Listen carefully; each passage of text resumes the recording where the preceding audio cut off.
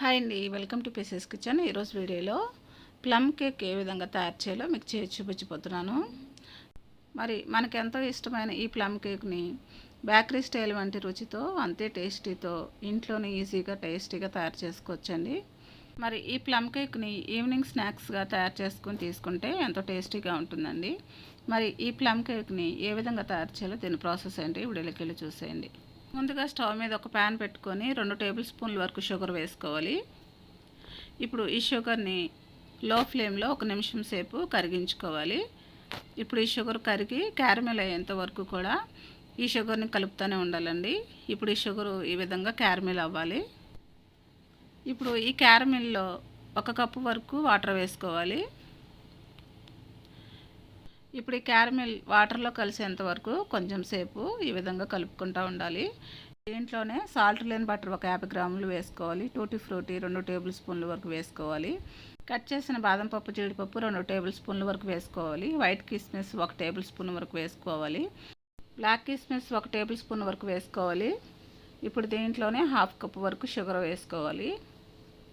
ఇప్పుడు వీటిని అన్నింటినీ కూడా మొత్తం మిక్స్ అయ్యేటట్టు ఒకసారి బాగా కలుపుకోవాలి. ఇప్పుడు ఈ డ్రై ఫ్రూట్స్ అన్నింటినీ కూడా ఒక 5 నిమిషాలు లో ఫ్లేమ్లో బాయిల్ చేసుకోవాలి.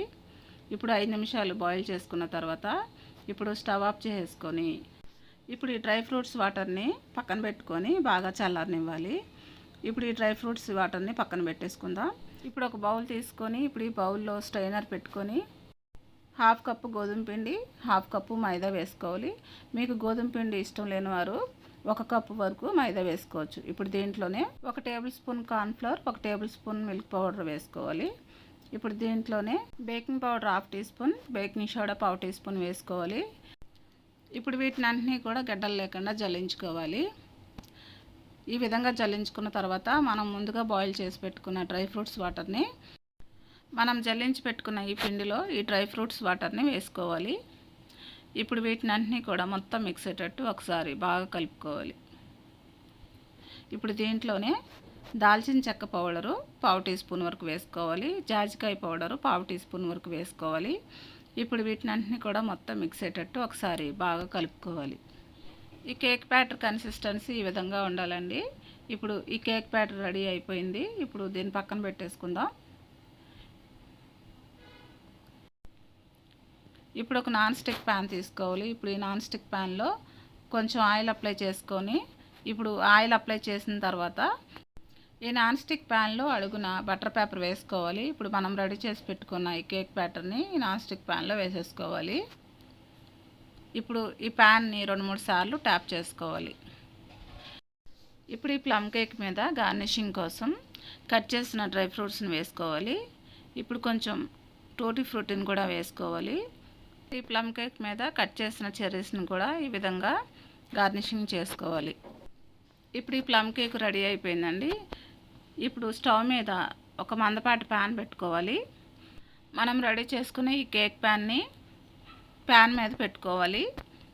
ఇప్పుడు ఈ కేక్ మీద మూత పెట్టుకొని 40 నిమిషాలు లో ఫ్లేమ్లో ఈ కేక్ని కుక్ చేసుకోవాలి.